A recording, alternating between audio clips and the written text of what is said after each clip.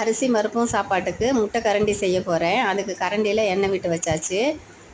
இந்த பக்கம் அரிசி பருப்பும் சாதம் செஞ்சுக்கிட்டு இருக்கிறேன். அதுக்கு விசில் வந்துடுச்சு. நைட்டே அரிசி பருப்பையும் ஊற போட்டேன் செய்யலான்னு. அப்புறம் சோம்பேறித்தனமாக இருந்ததுன்னு செய்யலை. இந்த பக்கம் ஒரு முட்டை, ஒரு பெரிய வெங்காயம், ஒரு பச்சை மிளகாய், உப்பெல்லாம் போட்டு கலக்கி வச்சுருக்கிறேன். இது வந்து 2 கரண்டிக்கு ஊற்றலாம். ஒரே கரண்டியில் ஊற்றிட்டோமா நடுவில் வேகாது. அதனால் பாதி ஊற்றிடலாம். ஊற்றிட்டு கொஞ்சம் பெப்பரையும் போட்டுக்கலாம். அது வெந்து வரட்டும், மெதுவாக வெந்து வரட்டும். சிம்மில் தான் வச்சு வேக வைக்கணும். இந்த பக்கம் ரெடி ஆயிடுச்சு அரிசி பருப்பும் சாதம். அதுக்கு பச்சை மிளகாயும் கருவேப்பிலை தழையும் கொஞ்சம் கடலை எண்ணெயும் ஊற்றி கிளறி எடுத்துக்கலாம். அப்படியே சாப்பிட்டுக்கலாம். ஒவ்வொரு ஊர்லேயும் ஒவ்வொரு மாதிரி பண்ணுவாங்க. கோயம்புத்தூர் சைடில் வந்து பூண்டு ஜீரகம் இடித்து போடுவாங்க. நான் வந்து இப்படி போட்டு தான் பழக்கம். இது நல்லா ஒட்டாமல் வந்துடுச்சு. இந்த கரண்டி வந்து தோசைக்கல் மாதிரியே பழக்கணும்.